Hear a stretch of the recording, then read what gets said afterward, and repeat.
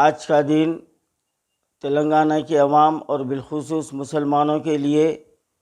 ایک بہت بڑی خوشی کا دن ہے، کیونکہ آج 7 اکتوبر کو ریاستی اسمبلی میں ہمارے جماعت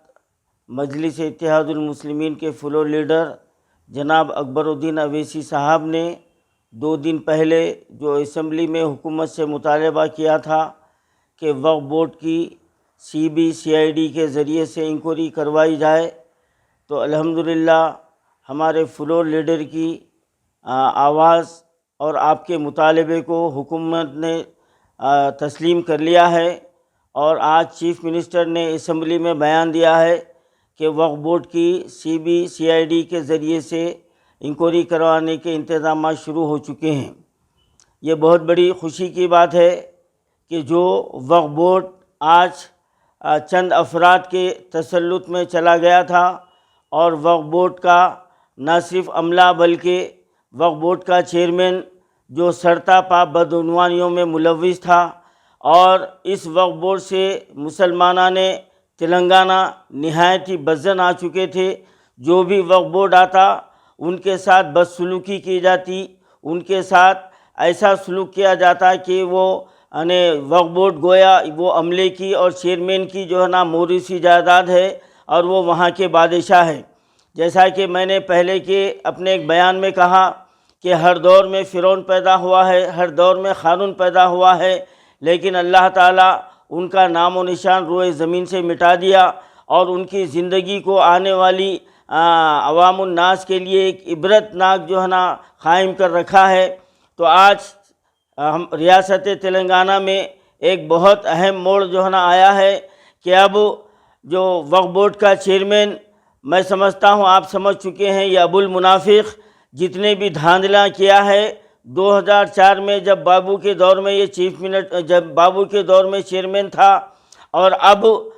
KCR کے دور میں یہ مسلسل وقف بورڈ پر قبضہ کیے ہوئے کہ جتنے وقف بورڈ کے ملازمین ہیں ان کے اثاثوں کی بھی انکوائری کی جائے کہ ان کی تنخواہ کیا ہے اور ان کے اثاثے جات کیا ہے، تو یہ حقیقت سامنے آ جائے گی۔ اور ابھی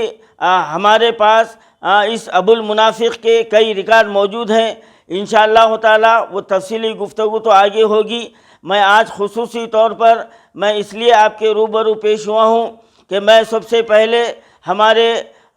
MLA صاحب فلور لیڈر جناب محمد اکبر الدین صاحب کا میں تہہ دل سے شکریہ ادا کرتا ہوں کہ آپ نے بروقت مسلمانوں کے تکالیف کے لیے آواز بلند کی، اور آپ کی آواز کا اثر ہوا کہ آج حکومت مجبور ہو گئی کہ وہ تحقیقات کروائے۔ اور میں چیف منسٹر صاحب سے یہ کہنا چاہتا ہوں کہ آپ نے جو بنگارو تلنگانہ کا خواب دیکھا ہے، وہ خواب اس وقت تک شرمندہ تعبیر نہیں ہو سکتا جب تک کہ ایسے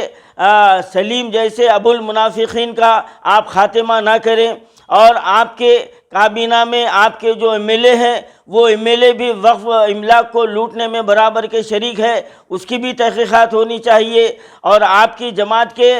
جو سیاسی بے روزگار ہیں وہ بھی اس میں ملوث ہے، اور بھی جماعتوں کے افراد ملوث ہے۔ یہ غیر جانبدارانہ یہ تحقیقات ہونی چاہیے۔ ایسا نہیں کہ اسمبلی میں آواز اٹھی اور جو ہے نا رسم ادائیگی کے لیے کچھ لوگوں کو سلاخوں کے پیچھے ڈال دیا، یا کچھ لوگوں کا نام آیا اس کے بعد میں فائل بند کر دی گئی۔ یہ اگر ہوتا ہے تو پھر یہ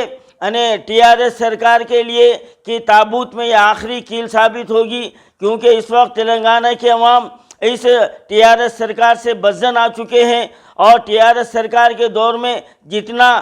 کرپشن جو ہے نا بڑا ہے، اور جتنی اوقافی جائیدادیں تباہ ہوئی ہے، پہلے کے کسی حکومت میں ایسی نہیں ہوئی۔ جب ایک قدم اٹھائے ہیں ہمارے چیف منسٹر صاحب، تو میں پرزور اپیل کرتا ہوں کہ یہ غیر جانبدارانہ تحقیقات ہونی چاہیے، اور جو جتنے خاطی ہیں، چاہے وہ آپ کے MLA ہوں یا MP ہوں یا منسٹر ہوں، کوئی بھی ہو، ان کو کیفر کردار تک پہنچانا چاہیے، تبھی یہ تحقیقات کارآمد ہو سکتی ہے۔ میں پھر ایک بار ہمارے جناب اکبر الدین اویسی صاحب کا شکریہ ادا کرتا ہوں، اور میں ہمارے KCR صاحب سے پھر یہ پرزور مطالبہ کرتا ہوں کہ یہ تحقیقات غیر جانبدارانہ ہونا چاہیے۔